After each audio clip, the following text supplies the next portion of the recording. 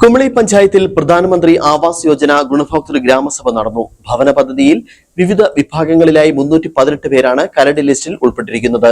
ഗ്രാമസഭയുടെ ഉദ്ഘാടനം ജില്ലാ പഞ്ചായത്ത് ക്ഷേമകാര്യ സ്റ്റാൻഡിംഗ് കമ്മിറ്റി ചെയർപേഴ്സൺ മണിമേഖല നിർവഹിച്ചു.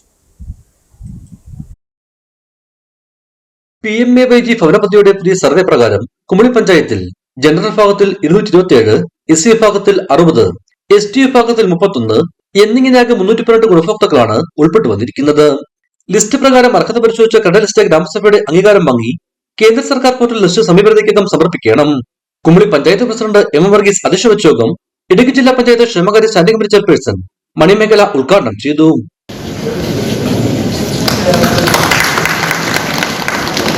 ഈ 2029 മുഴുവൻ ആളുകൾക്കും വീട് കൊടുക്കണമെന്നുള്ള നല്ലൊരു ഉദ്ദേശത്തോടുകൂടിയാണ് ഗവൺമെന്റ് നിൽക്കുന്നത്.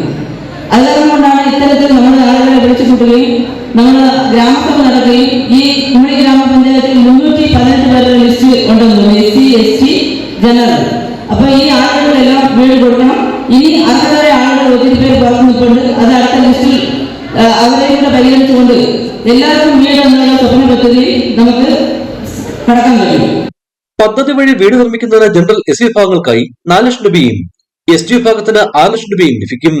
കേന്ദ്ര സർക്കാർ 1,20,000 രൂപയും ജില്ലാ പഞ്ചായത്തിന്റെ 92,000 രൂപയും ബ്ലോക്ക് പഞ്ചായത്തിന്റെ 1,12,000 രൂപയും പഞ്ചായത്തിന്റെ 70,000 രൂപയും ചേർത്തുകയാണ് 4 ലക്ഷം. ജില്ലാ പഞ്ചായത്ത് അംഗം ആൻസി ജെയിംസ് മുഖ്യപ്രഭാഷണം നടത്തി. ബ്ലോക്ക് പഞ്ചായത്ത് അംഗങ്ങളായ Shemeena KB, Vanitha Murugan, Kumily panchayat vice president സേഷ് ഷക്കീല, സ്ഥിരസമിതി ചെയർപേഴ്സൺമാരായ റോബിൻ കാരക്കാട്ട്, പ്രസാദ് മാണി, ശൈലജ ഹൈദ്രോസ്, മറ്റു പഞ്ചായത്ത് ഭരണസമിതി അംഗങ്ങൾ എന്നിവർ യോഗത്തിൽ സംസാരിച്ചു. ഇടുക്കി വിഷൻ, കുമളി.